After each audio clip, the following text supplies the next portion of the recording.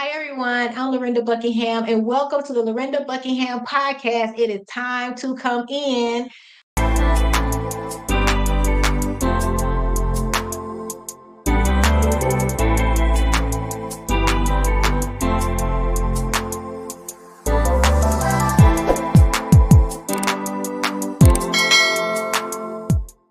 Okay, ladies, we are continuing with our series on sexual assault awareness month, and we're going to talk about Dinah. And so we're going to go a little bit more into her today. So just to recap a little bit about what we've already talked about, we talked about how sexual assault awareness month was started in 2001. It is to bring widespread awareness to the issues concerning sexual assault, rape, and incest that happens in different communities. We went over a couple of statistics, went over some things that typically happen in the Black community, things that happen nationwide.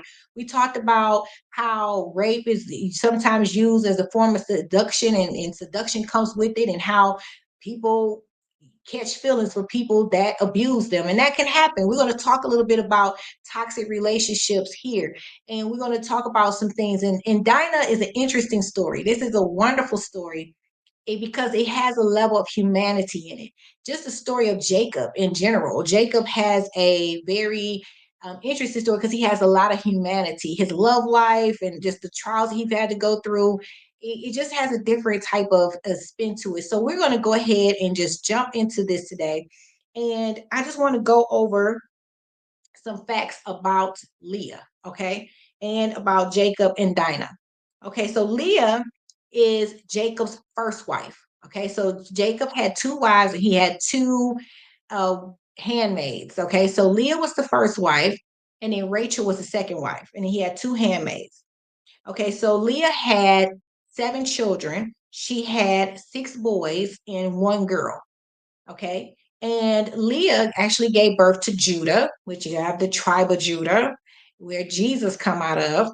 And then she also had Levi and Reuben. And Levi was the tribe that Elizabeth, John the Baptist's mother, was from.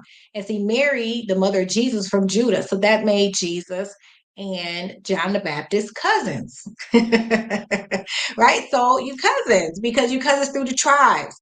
So Jacob actually, by the time it was all said and done with all the women, he had 13 children. He had 12 boys and one girl. And Rachel, she had two boys, and the other handmaidens had children as well. They all basically had boys, except for Leah. She had all the boys, and they had a girl. And I think the significance that I like about this story is that Dinah is the only girl, and when you look at the birth order of all of the different kids, she was number 11. Like, she was number 11, even though she was the seventh child to Leah. I believe that she was the 11th child to Jacob in general in the birth order. Now, people have to go back and substantiate this. I want to put in this disclaimer that this is just some research that I've done so far, but you are welcome to go and double check it. We're not trying to be in the theologian Hall of Fame, but we're just here to kind of give some insight to Dinah, and bring a little bit clarity to the character of Dinah. So Dinah is like the only girl. So she had 10 older brothers. And I know how I was with my brothers. I have two older brothers and I have a younger brother. And I know when I see my brothers, I'm like, brother, brother, what's up? Hey, there go my brother. So anytime I see my brother, I'm just super excited.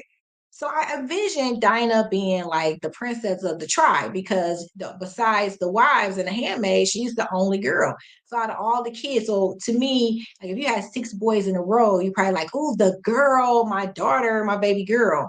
So she was the baby girl. She was daddy's baby girl. And she was the one that was assaulted.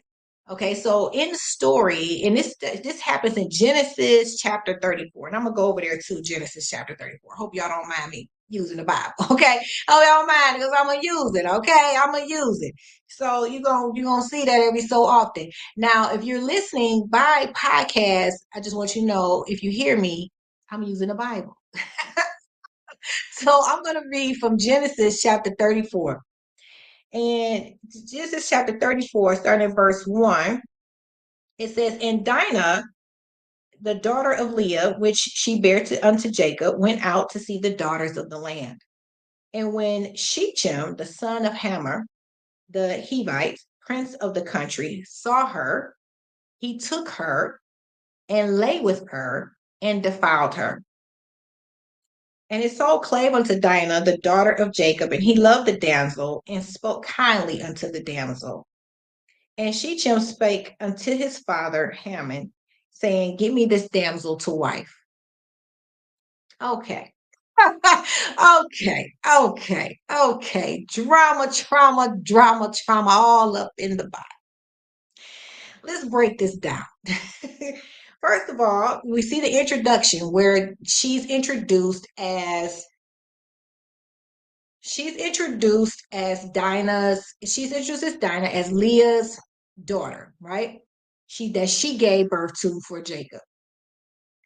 And they're saying that this prince from this other camp, that he said he saw her, then he took her, then he laid with her and defiled her. So here it is, it's a guy who saw her and he took her. First of all, you see her, you take her, and then you lay with her and defile her. This is the type of situation where somebody is looking at you or they're kind of like seeing you. And I want to give this disclaimer. I'm not saying these things and bringing this up so somebody gets scared. Okay. I don't want you to get scared on it. I don't want you to be paranoid or anything of that nature. I just want to give some clarity to the story is that sometimes you have a perpetrator, you have a sexual predator, they see you first. They saw you, they see you, they saw you somewhere, they probably heard about you in some type of way. So they saw her and took her, right? So sometimes the person want to take you somewhere or they take you into some type of place and then he laid with her. Okay, and defiled her, meaning that he took her innocence. He had slept with her, and that wasn't what he's supposed to do because it's supposed to be traditional to be with the husband. Then after the fact, he said he loved the damsel and spake kindly unto her. And in some translators say speak sweetly. So this is a backwards situation. This is backwards. Why didn't he speak sweetly first and then try to talk about marrying her first, then later her second? So there was something there. And to me, this is, in my opinion, just kind of like a classic narcissistic kind of individual. This dude, he seemed entitled. I'm almost thinking that he probably did it before. It's just he just was a little bit too smooth with it. He just completely didn't think about the consequences. He just saw her and took her and just decided I'm going to sleep with her. Like, who does that, right? So he did this and then he defiled her. And see, the thing about it is, and I want to say this, is that when it comes to fornication or two people who sleep together and they're not married, I believe that there are consequences, regardless of the fact. It could be trauma bonds, soul ties, whatever. A lot of times, you either gonna catch feelings for the person or catch hatred or whatever. There's a lot to it, and it's very difficult to break those bonds. It's not something that you can't do, but it is quite difficult sometimes. But the thing is, all is not lost. That's the good news about it. That's the good part about it. That if something happens like this, you're not stuck in a rut. You're not there forever. There is something on the other side. There is value on the side. There's good things on the other side. But we have to get through this part right here. And so I want to encourage you that if you experience this, to really embrace the fact that fornication is it's not a good thing. I've done this, I've been down this path. It was not a good thing at all. And in order to really get healed and delivered, you have to really acknowledge and confront sin. You have to confront it, whether it's something that you really planned for or not. This right here is unplanned. When someone rapes you or sexual assaults you, it's usually unplanned. Well, to me, what causes a trauma, what causes people to have trauma when I talk about different things, is that it's when something is unplanned or a person meets an individual, they're malicious, they are not honest about certain things, and they come in with the intent to violate your body. They're looking to violate you, and that's different to me than macking. Okay, someone that want to violate your body illegally versus someone who's macking, that's different. And I don't think that macking will bring forth trauma. Just like if you go to a have a honeymoon, the honeymoon would not necessarily bring trauma because the person planning it. Sometimes you're planning it, you know it's coming. The bride can intellectually go there first. But I believe that when you have situations like this, these things are unplanned. They're not really thought out. And this wasn't according to plan. So I want to be clear. Dinah is experiencing a trauma. She experiences something that was not planned. This is not something that was for her. This is not the best for her. This was not something that she wanted to do. This is not something that she saw him and then decided she wanted to be with him. Okay. And so this relationship goes backwards. And to me, it's like the classic narcissist, and because the narcissist did not expect that he was going to love his victim. That's what happened. The narcissist loved his victim. Okay. And so now he done caught feelings for the person he abused. I think that a lot of times, some of us women, we end up being in relationships with people, and it initially started off where we were a victim, right? It initially started off where we were a victim to the abuse, to the person, and we didn't really know. We didn't even know that we were victims, right? And so we were a victim. And again, it seems backwards. If you tell somebody, oh, the person I loved abused me, they were like, what? What happened? And sometimes I've been so shocked to hear with different women when they say that they've had certain things happen. Their mother didn't believe them, somebody didn't believe them. And sometimes I try to think about things when I think about different stories about what could I say that could jog someone's mind to rethink about different stories, to put two and two together and to possibly bring restoration or understanding somewhere. So if that's you out there, if you're a mother and someone said to you, hey, yeah, the person I said I loved also abused me, I want you to think about it for a second because it's actually biblical. It happened. I can understand if it sounds crazy because it sounds crazy when I read it.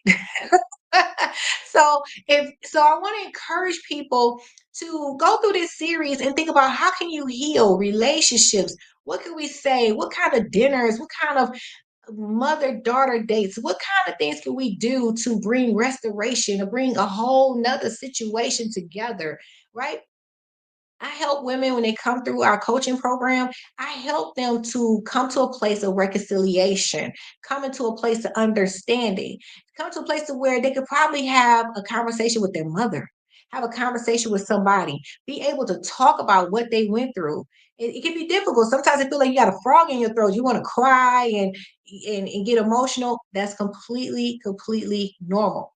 So let's kind of move on.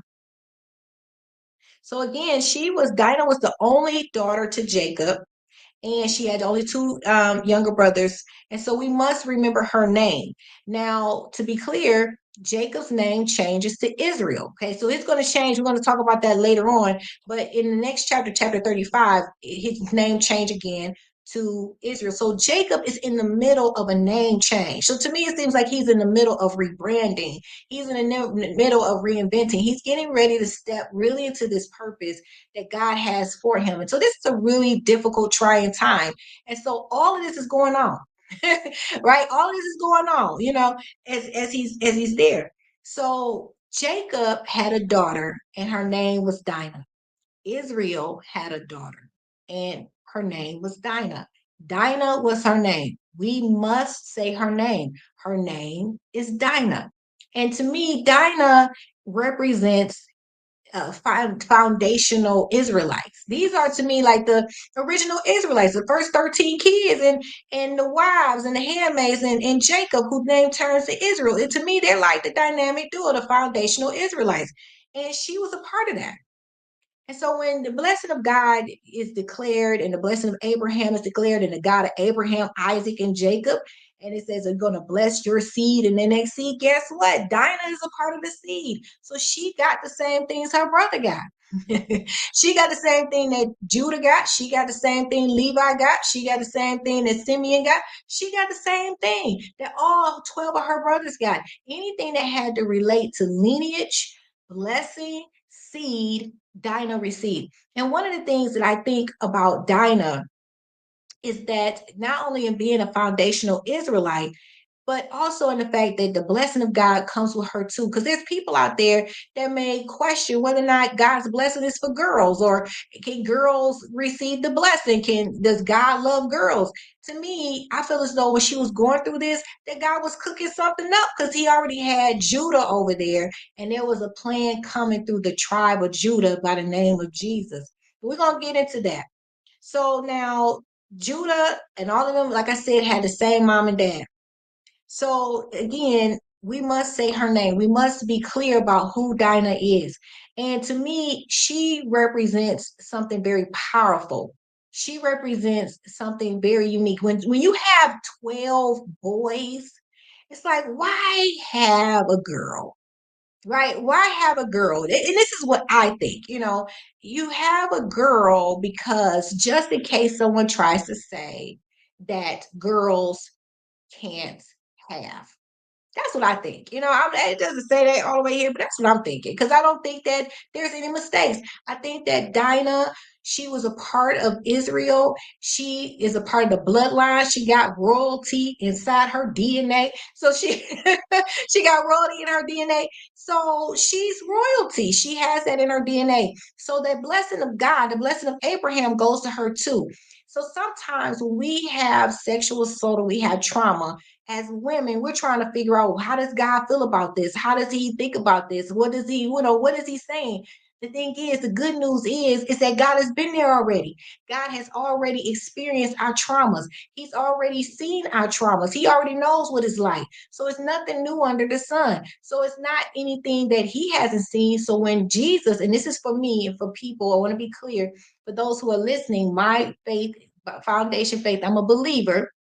So I'm speaking from that perspective. And so that perspective of being a believer, I believe that through Jesus, that we have redemption, and it was taken at the cross. That when he went to the cross, he went to the cross for people like Dinah. So if you're listening right now, if you're going through a trauma right now, if you're trying to figure out, how did God feel about my rape? Or I think he let me down. I felt like he probably didn't stick up for me. He didn't give me the rescue I deserve. Why should I care? Because he already thought about it. He already thought about you. He thought about Dinah. When he went to the cross, it took on our sin. And through Jesus Christ, we have redemption and we could be restored. That's why I said we must say her name. Maybe you're out there today. We're going to get into this some more, but we're going to stop right here. But maybe you're out there today and you're just like Dinah. Maybe you're like, wait a minute, I can relate to this woman. Maybe you're just like her. Maybe you had a situation where you were raped, you were seduced. Then all of a sudden the person seems speaking sweetly to you. Maybe you found yourself in a toxic relationship where the relationship went backwards. It was just a toxic thing. Maybe you had personal failure.